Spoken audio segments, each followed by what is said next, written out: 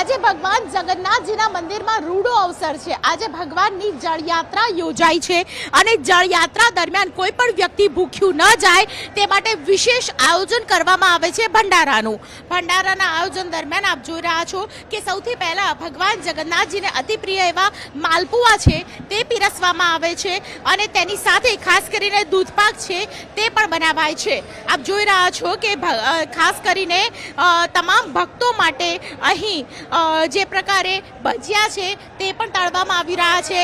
સાથે ભક્તો જમી શકે તે માટે કઢી બટાકાનું શાક પૂરી ભાત તમામ પ્રકારના વ્યંજનો છે તે આજે બનાવવામાં આવી રહ્યા છે। સૌથી મહત્વની વાત છે કે 8,000થી પણ વધારે લોકો જ્યારે જળયાત્રામાં જોડાતા હોય અને કોઈ પણ વ્યક્તિ ભૂખ્યું ન જાય તે પ્રકારની વ્યવસ્થા કરવામાં આવતી હોય તો સ્વાભાવિક છે કે ઘણા સમય પહેલાથી જ તૈયારી કરવામાં આવતી હશે।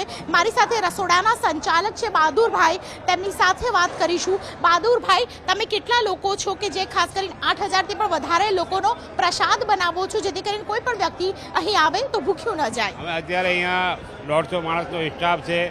રાત્રે અમે 7 વાગ્યાથી અહીંયા ચાલુ કર્યું છે કામ। 8,000 10,000 જેટલા માણસો હોય છે અમે જમાડી શકીએ છીએ, અમારી એટલી કેપેસિટી છે।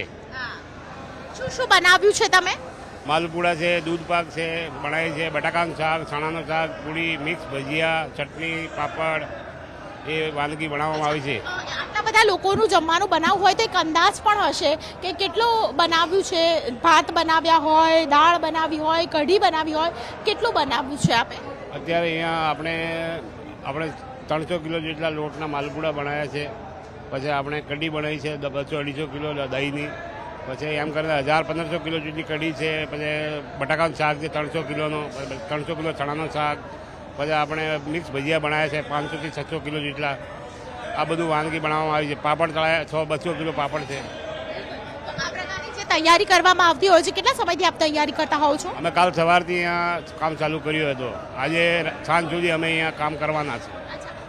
જળયાત્રામાં આ જ મેનુ હોય છે તો આ મેનુ પાછળનું કોઈ કારણ છે કે ભગવાનને અતિ પ્રિય છે આજનો દિવસ એટલા માટે? આજે ભગવાન સરસપુર જવાના છે એમને મામાને ત્યાં, એટલે અમે વર્ષોથી આ પ્રસાદ બનાવીએ છીએ। જે ભગવાન આપણે એમને દૂધપાક માલપુડા અને ભગવાનને ભોગ ધરાવીને પછી જ એ મામાને ત્યાં જમીને જાય છે। આજે કોણ કોણ જમશે ભગવાનના મંદિરમાં? આજે અહીંયા તો બધા ભગવાન જમાશે, આ બધી આમ પબ્લિક જમવાની જ છે। જાહેર આમંત્રણ છે અહીંયા તો, જે બી આવે જમીને જાય। અને આજે ભગવાનને ખાસ કરીને જે થાળ ચડાવવામાં આવતો હોય છે તે કોના દ્વારા બનાવવામાં આવતો હોય છે? તે અહીં જ બનતો હોય છે? અહીંયા જ બનાવું, અહીંયા જ આપણે ભગવાનનો ભોગ અહીંયા જ બનાવું છું। અમે સવારે અહીંયા વહેલો આવે તો ભગવાનને પહેલાં ભોગ બનાવીએ પછી બીજું કામ કરીએ। આમાં 10-15 વાનગીઓ હોય।